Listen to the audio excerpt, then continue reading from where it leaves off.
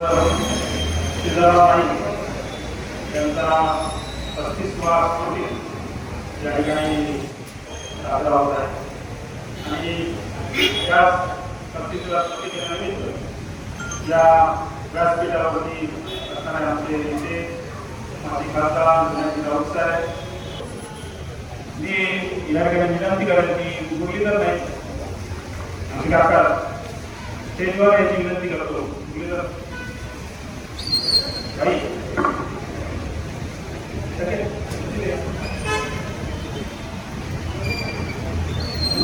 गेली 35 वर्ष हा स्मृती सामाजिक कार्य आणि सर्वांचे सत्कार करून हा कार्यक्रम साजरा केला जातो.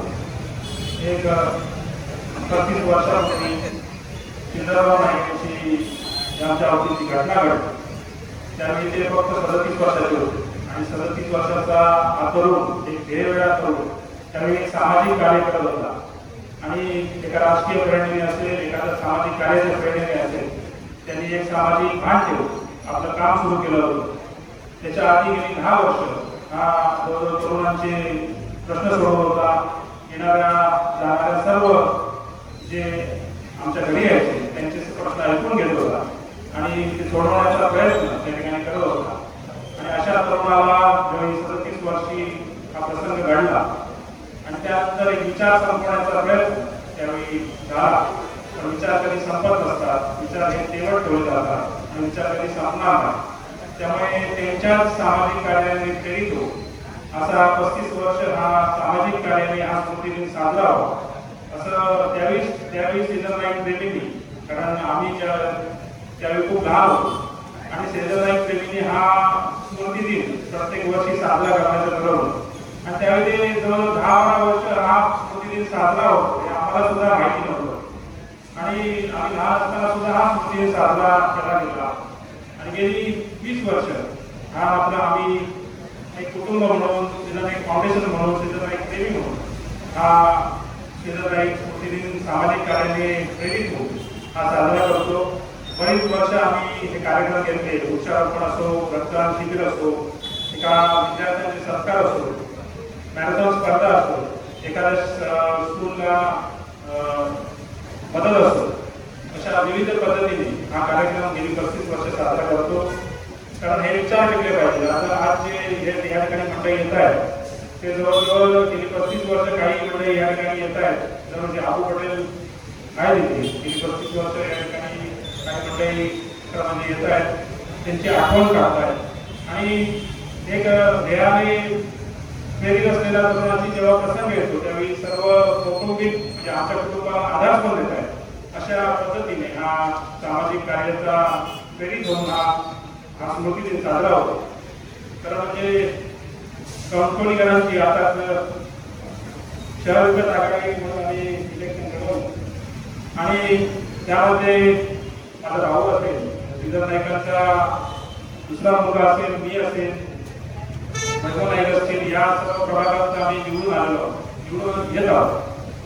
हे कौटुंबिक नातं आहे म्हणून त्या ठिकाणी आम्ही निवडून येतो.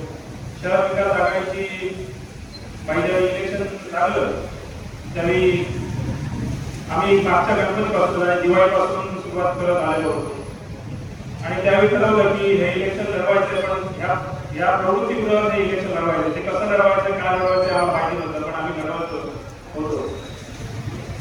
संदेश पाठवण्याचा पहिला कार्यक्रम संदेश म्हणून आणि त्यानंतर ही सुरुवात झाली की संदेश पाठवण यामध्ये या रिंगणात उतरला आणि एक छान वातावरण करण्यामध्ये आम्ही यशस्वी झालो. पण सर्व समाज घटकांना घेऊन हा कार्यक्रम आम्हाला करायचा होता. सर्व समाज घटकांना घेऊन म्हणजे त्याच्यात राजकारण आणायचं नव्हतं. ते सर्व समाज घटकांना घेऊन या प्रवृत्तीच्या विरोधात, या भ्रष्ट कारभाराच्या विरोधात, या भयमुक्त याच्या विरोधात आम्हाला तो लढा द्यायचा होता. सर्व समावेशक लढा आम्ही त्या ठिकाणी केला आणि आम्ही तयारी केली.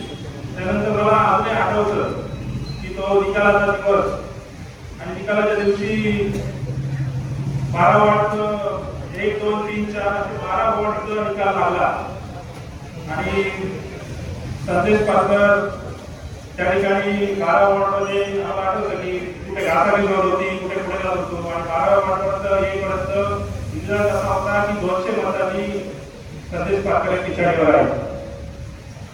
आम्ही शेवटचा प्रभाग म्हणून आम्ही आंदोलन जाणार असतो आणि त्यावेळी बघितलं तर हे चित्र किंवा डोळ्याच्या प्रतिष्ठानी म्हणलं हे सगळं उभं केलं आहे बरोबर आहे. पण संदेश पारकरला ज्यावेळी आम्ही आतमध्ये जाऊन भेटलो त्यावेळी भाई मात्र देवाचं नाव गेलं आणि त्याला आम्हाला कोपऱ्यापासून त्यांनी नमस्कार केला म्हणतं आम्हाला कसं उचललं या दिवसांनी आम्हाला नमस्कार होता या दिसतं. आणि माझ्यासमोर हे चित्र उभं झालं की म्हटलं 12व्या त्या वॉर्डापर्यंत आमची जी मदत होती ती आमची पिछाड झाली होती आणि 13व्या मतदारसंघापासून आमचं परत एकदा काउंटिंग होणार असतं. चित्र डोळ्यासमोर राहिलं की आम्ही माझ्या लहान भावाला सुद्धा उभं केलं होतं. आमचा बालपणाचा मित्र सुद्धा त्या ठिकाणी उभा होता आणि असे 13 नंतर तर समोरच्या पक्षाने जर सिंगल विकेट वगैरे एखाद्या ह्याच्यामध्ये जाऊन लढाई करण्यासाठी दिग्गज पडवतात त्याप्रमाणे दिग्गज त्या ठिकाणी उभे केले होते. महाराष्ट्र बघितलं असाल की श्रीकृष्णाला मारण्यासाठी कुठेतरी पाऊस आपले राक्षस पडवायचे तसे राक्षस तिथे काढलेले होते आणि आम्हाला हरवण्याचं एक षडयंत्र त्यांनी रचलं. पण 13व्याचा निकाल लागला आणि 13व्या वॉर्डामध्ये आम्ही पुढे गेलो आणि पुढे गेल्यानंतर एक आनंद सगळ्यांच्या चेहऱ्यावर दिसायला लागला आणि त्यानंतर कधीच पाठी हटलो नाही. गेल्या 15 वॉर्डापर्यंत आम्ही चांगल्या प्रकारे म्हणजे कणकवलीकरांनी ती उत्सुकता ठेवली होती. कणकवलीकरांचं सुद्धा अभिनंदन केलं पाहिजे. त्यांनी ती उत्सुकता ठेवली होती की ह्या वॉर्डापर्यंत पाठी होतो आणि ही मॅच शेवटच्या बॉलपर्यंत जावी अशी कणकवलीकरांची त्यामुळे ती मॅच आम्ही शेवटच्या क्षणी जवळजवळ 145 मतांनी नगराध्यक्ष म्हणून विजय झाले आणि त्यात खालीचा वाटा होता जो या वॉर्डापैकी 13 नंबर वॉर्ड म्हणजे त्या ठिकाणी खालीचा वाटा सिंहाचा वाटा त्या ठिकाणी आम्ही उचलला. असे कौटुंबिक लोक कणकवलीकरांचं अभिनंदन केलं पाहिजे की त्या आमिषाला झुगारून धर्मशाहीला झुगारून त्यांनी हा निकाल शरद ठाकरेंच्या पाठीशी दिला. तर सांगायचं तात्पर्य एवढंच आहे की नाही कुटुंबाचे संबंध या ठिकाणी असतील किंवा पारकर कुटुंबाचे असतील हे संबंध जपण्याचं काम हे आम्ही सर्वांनी केलं. त्या कौटुंबिक संबंध जपण्याचं काम केलं. चांगल्या प्रकारे कणकवलीकरांसाठी भाव देण्याचं काम केलं. आणि मला आठवतं की ज्या दिवशी आम्ही पॅनल लावले होते त्या दिवशी पण आठवतं आणि त्यावेळी सुद्धा आमचा पहिला या ठिकाणी उत्सुकता त्या ठिकाणी निकालाची होती.